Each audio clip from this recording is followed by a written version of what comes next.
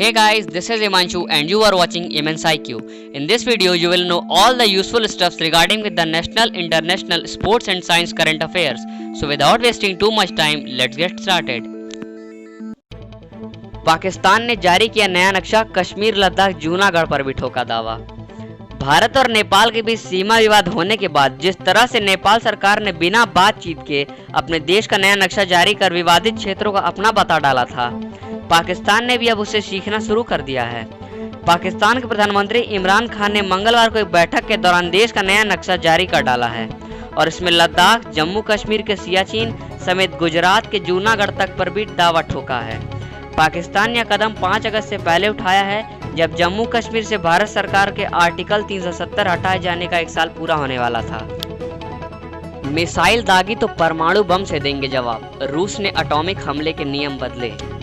रूस ने अपने परमाणु नीति में बड़ा संशोधन करते हुए ऐलान किया है कि अगर उसके ऊपर किसी भी बैलिस्टिक मिसाइल से हमला होता है तो वह पलटवार में परमाणु बम दाग सकता है। रूसी रक्षा मंत्रालय ने गुरुवार को परमाणु हमला करने की शर्तों में हुए संशोधन की जानकारी देते हुए कहा है कि किसी भी हमलावर मिसाइल को परमाणु लैस मिसाइल के रूप में माना जाएगा। अयोध्या में मस्जिद निर्माण, लखनऊ में बनेगा ट्रस्ट का ऑफिस। उत्तर प्रदेश सुन्नी सेंट्रल वक्फ बोर्ड अयोध्या में 5 एकड़ में मस्जिद निर्माण के संबंध में गठित ट्रस्ट के कामकाज के लिए राजधानी लखनऊ में एक कार्यालय बनाने की प्रक्रिया में जुटा है। ट्रस्ट के एक अधिकारी ने गुरुवार को बताया कि Indo Islamic cultural foundation trust का कार्यालय 10 से 12 दिन में काम करने लगेगा। IICF के सचिव अतहर हुसैन ने बताया है कि ट्रस्ट का गठन हो गया है। नियमों के अनुसार हमने पैन कार्ड के लिए आवेदन कर दिया है और उसके आने का इंतजार कर रहे हैं।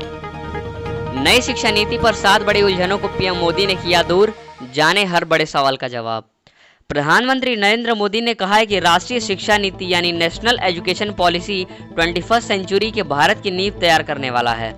उन्होंने NEP पर कॉन्क्लेव को संबोधित करते हुए नई शिक्षा नीति का औचित्य बताया और कहा कि हर देश खुद को भविष्य की मांग के अनुरूप तैयार करता है और इस तैयारी में वहाँ के एजुकेशन सिस्टम की बहुत बड़ी भूमिका होती है। पीएम ने नई शिक्षा नीति को लेकर माता पिता से लेकर शिक्षकों तक के मन में उठ रहे सवालों के जवाब भी दिए। कल पीएम मोदी करेंगे राष्ट्रीय स्वच्छता केंद्र का उद्घाटन। प्रधानमंत्री नरेंद्र मोदी शनिवार को राष्ट्रीय स्वच्छता केंद्र का उद्घाटन करेंगे। महात्मा गांधी को समर्पित राष्ट्रीय स्वच्छता केंद्र की प्रधानमंत्री ने सबसे पहले घोषणा 10 अप्रैल 2017 को गांधी जी के चंपारण सत्याग्रह के 100 वर्ष पूरे होने के मौका पर की थी। यह स्वच्छ भारत मिशन पर एक म्यूचुअल इंटरैक्टिव सेंटर होगा। कोरोना महामारी के बीच अच्छी खबर, रूस में अगले माह से शुरू हो सकता है वैक्सीन का निर्माण। कोविड-19 पैंडेमिक के बीच जहां इस समय पूरी दुनिया में कोरोना वायरस के केसेस बहुत तेजी से बढ़ रहे हैं, वहीं रशिया ने कहा है कि उसका एम अगले महीने से कोरोना वायरस के वैक्सीन के बड़े पैमाने पर प्रोडक्शन शुरू करना है और अगले साल पर मंथ में कई मिलियन डोज तैयार करना है। वहाँ के ऑफिसर्स ने कहा है कि देश के कई वैक्सीन ट्रायल तेजी से आगे बढ़ रहे हैं और मॉस्को में गैमालिया संस्थान का ट्रायल एडवांस स्टेज तक पहुंच गया है। इसके बहुत जल्दी राज्य रजिस्ट्रेशन की प्रक्रिया पूरी करने की उम्मीद है। उपराज्यपाल नियुक्त होने के बाद श्रीनगर पहुंचे मनोज सिन्हा, एयरपोर्ट पर दी गई सलामी। भारतीय जनता पार्टी के वरिष्ठ नेता मनोज सिन्हा को जम्मू कश्मीर का नया उपराज्यपाल नियुक्त किया गया है। गाजीपुर के पूर्व सांसद रहे मनोज सिन्हा कार्यभार संभालने के लिए गुरुवार को श्रीनगर पहुंच गए। श्रीनगर एयरपोर्ट पर जम्मू कश्मीर पुलिस के जवानों ने उन्हें सलामी दी। इससे पहले जम्मू कश्मीर के उपराज्यपाल गिरीश चंद्र मुर्मू ने बुधवार को इस्तीफा दे दिया और उन्हें देश का नया CAG नियुक्त किया गया है। UPSC के चेयरमैन बने डॉक्टर प्रदीप कुमार जोशी, दया गंगवार को मिली ये अहम जिम्मेदारी। भारत सरकार ने कई पदों पर नियुक्तियां की हैं। सरकार ने केंद्रीय औद्योगिक सुरक्षा बल यानी CISF में अतिरिक्त महानिदेशक ADG के रूप में IPS अरविंद दीप को नियुक्त किया गया है। ITBP ADG के रूप में नियुक्त CBI के संयुक्त निदेशक अमृत मोहन प्रसाद को नियुक्त किया गया है।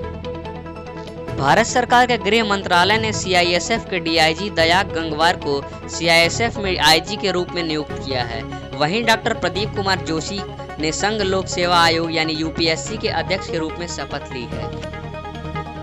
मोदी के करीबी और जम्मू कश्मीर के पूर्व लेफ्टिनेंट गवर्नर गिरीश चंद्र मुर्मू नए CAG नियुक्त। जम्मू कश्मीर के पूर्व लेफ्टिनेंट गवर्नर गिरीश चंद्र मुर्मू को नया CAG यानी कंट्रोलर एंड ऑडिटर जनरल घोषित किया गया है।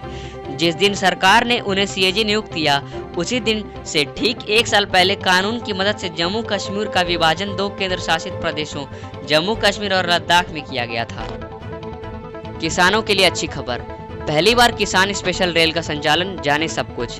सेंट्रल रेलवे पहली बार किसान स्पेशल पार्सल एक्सप्रेस ट्रेन का संचालन करने जा रहा है। ट्रेन का संचालन 7 अगस्त से किया जा रहा है। यह ट्रेन देवलाली से शुक्रवार को सुबह 11 बजे खुलेगी और 30 घंटे के सफर के बाद दानापुर शाम 6:30 बजे पहुंचेगी। इस ट्रेन के संचालन से नासिक और आसपास के एरिया के किसानों को बहुत लाभ होगा। विश्व गोल्फ चैंपियनशिप का खिताब जीतकर दुनिया के नंबर 1 गोल्फर बने थॉमस।